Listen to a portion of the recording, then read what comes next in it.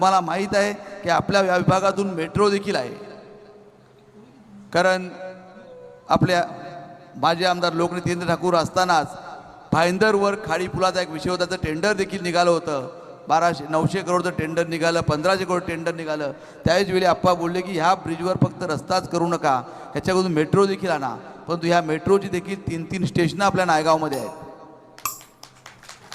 एक नायगाव स्टेशन पूर्व एक स्टेशन आहे, एक जुचंद्र स्टेशन आहे वामनधाब्याजवळ, आणि एक छत्रपती शिवाजी महाराज चौक अशा प्रकारे एक स्टेशन आहे.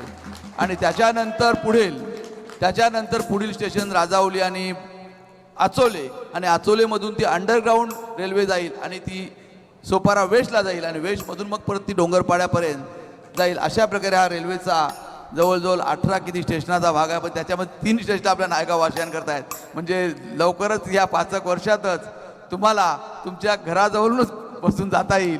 पुढे तुम्हाला आम्हाला रिक्षा स्टेशनला गेली पाहिजे किंवा आम्हाला बस स्टेशनला गेली पाहिजे असे विषय किंवा असे आग्रह करायची तुम्हाला गरज लागणार नाही.